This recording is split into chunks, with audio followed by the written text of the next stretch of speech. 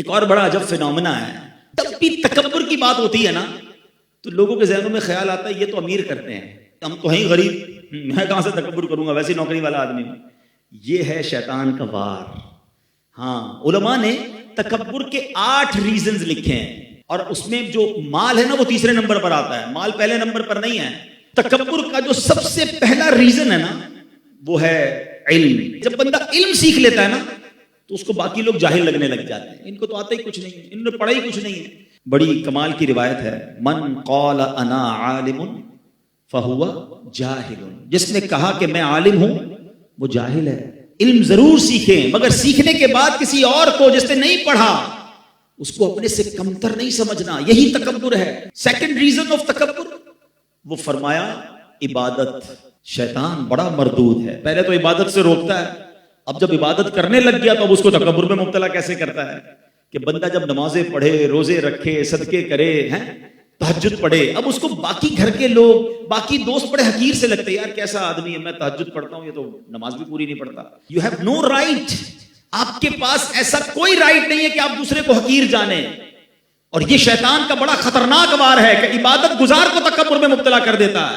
وہ بڑا پیارا واقعہ ہے نا کہ ایک بار ایک بزرگ جو تھے اپنے بیٹے کے ساتھ کہیں سفر پر جا رہے تھے، راستے میں مسافر خانہ آیا، باپ بیٹے بھی سو گئے، قافلے والے بھی سو گئے، تہجد کا وقت ہوا تو باپ بیٹے اٹھے، تہجد پڑھی۔ تہجد پڑھنے کے بعد بیٹا والد صاحب سے کہتا ہے ابا جان یہ کیسے لوگ ہیں، کوئی بھی نہیں اٹھا۔ اب جو ابو جی نے جواب دیا نا، اللہ کاش یہ بات سمجھ آ جائے کہ بیٹا تو بھی سویا رہتا تو اچھا تھا۔ بات آئی سمجھ میں؟ اب تو نے اٹھ کر تہجد تو پڑھ لی مگر پڑھنے کے بعد تجھے دوسرے حقیر لگنے لگے، یہ بڑا پرابلم ہے۔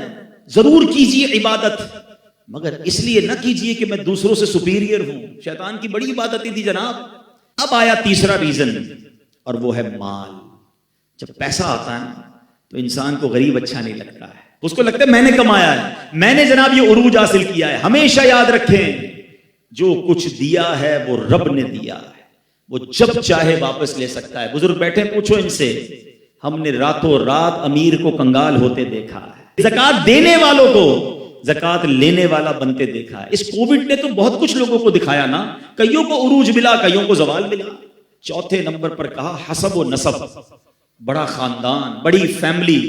پیر ہی نہیں دیتے بھائی ہمارا خاندان بہت اونچا ہے، ہم تو بڑے خاندان والے ہیں، اس کا تو خاندان وہ فلاں فیملی سے تعلق رکھتا ہے۔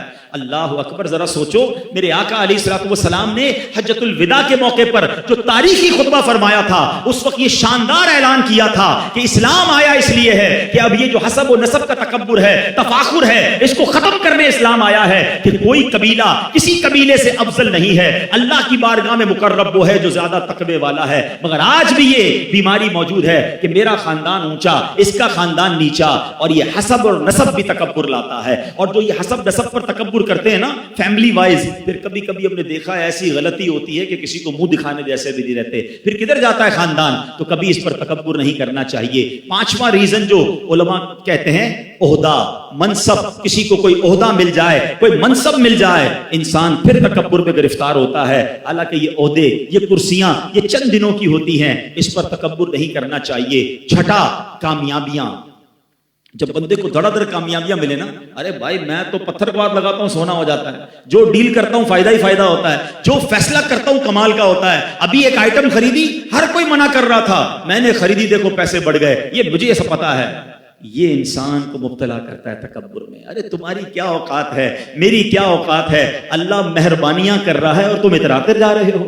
ہونا تو یہ چاہیے کہ وہ عطائیں فرمائے تو ہم سر اور جھکائیں۔ دنیا کا دستور ہے، درخت پر جب پھل لگتے ہیں نا وہ درخت جھکتا رہتا ہے، جھکتا رہتا ہے، جتنا پھلدار ہوتا ہے اتنا جھکتا ہے، جس کے کانٹے لگے ہوتے ہیں وہ سیدھا کھڑا ہوتا ہے۔ کامیابیاں ملیں یہ اللہ کی عطا ہے، اور شکر کرو اور عاجزی کرو، اتراؤ نہیں۔ ساتواں سبب علماء کہتے ہیں حسن و جمال۔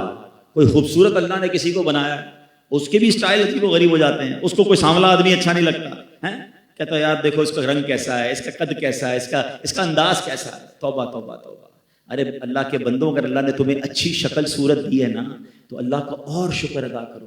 کہ اللہ زوال نعمت سے بچانا اور میرے مالک ادھر تو اچھی شکل دے دی، قیامت میں بھی چمکتا چہرہ دینا۔ کیا فائدہ ایسی شکل کا کہ ادھر خوبصورت شکل ہو اور قیامت کے دن چہرہ سیاہ ہو جائے۔ اللہ اس دن کی خوبصورتی عطا فرمائے، اس دن کا چمکتا چہرہ عطا فرمائے۔ کتنی پیاری دعا ہمیں اسلام سکھاتا ہے، آئینہ دیکھو تو دعا کرو، اللہم حسنت خلقی فحسن خلقی، اے اللہ میرا چہرہ تو اچھا بنا دیا، میرے اخلاق بھی اچھے کر دے۔ اے اللہ چہرہ تو اچھا بنایا، باطن بھی اچھا کر دے۔ تو کبھی بھی اگر اللہ نے حسن و جمال دیا ہے تو تکبر نہ کرنا۔ ہم نے اچھے اچھے چہروں والوں کو بیماریاں لگ کے چہرے بگڑتے دیکھا، بستر پر پڑتے دیکھا، اور زمین کھا گئی۔ نوجوان کیسے کیسے ہوئے نامور، بے نشان کیسے کیسے، اسی 2 گز کی قبر میں مٹی کے اندر وہ خوبصورت بھی چلا جاتا ہے۔ تو اترانا نہیں ہے۔ 8واں ریزن، اور وہ ہے طاقت۔ آقا کے پاس کیسی طاقت تھی اور عاجزی کیسی تھی۔